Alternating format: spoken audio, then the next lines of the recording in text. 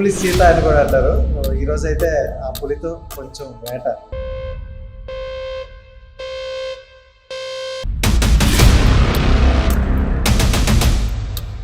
మీ లైఫ్లోనే లేని కోణంలోకి వెళ్ళారనమాట.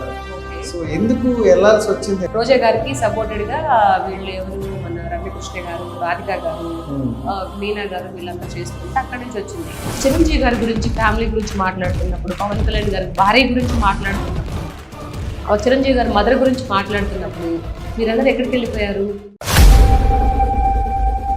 సోషల్ మీడియాలో ఎక్కువగా మీకు రోజా గారికి మీ ఇద్దరి మధ్యన ఒక ఫైర్ బాంబ్ పెడతాను అనమాట. అయితే అక్క అప్పుడు పార్టీల పదవిలో ఉన్నప్పుడు ఎమ్మెల్యే గాను, ఎంపీ గాను ఉంది కదా, అప్పుడు తిరుపతిలో గోశాల కూడా తెలియదు అక్కకి.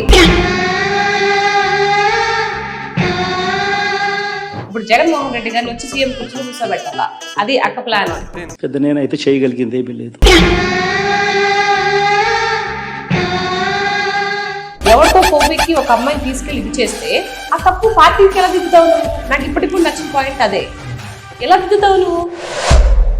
నిజంగా పవన్ కళ్యాణ్ గారు సనాతన ధర్మాన్ని ఏదో విహేళన చేసి కావాలని యాక్టింగ్ చేస్తుంటే చేసావు కాబట్టి నీ బిడ్డకు అలా జరిగిందని చెప్పి రోజా గారు కామెంట్ చేశారు. పవన్ కళ్యాణ్ గారు అబ్బాయి కాదు కదా, చాలా మందికి జరిగింది కదా, మరి వాళ్ళందరూ ఏం తప్పు చేశారు?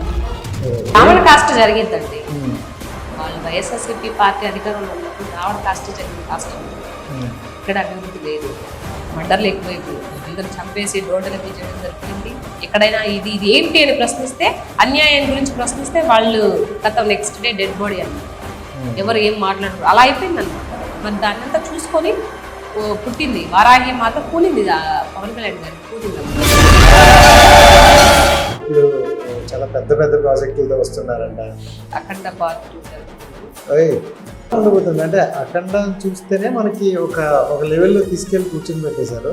అసలు చెప్పకూడదు కానీ డైలాగ్స్ ఉన్నాయి. బోయపాటి సార్ డైలాగ్స్ రాశారు అఖండ పార్ట్ 2కి. అసలు మేము వింటున్న వాళ్ళం మేమే అసలు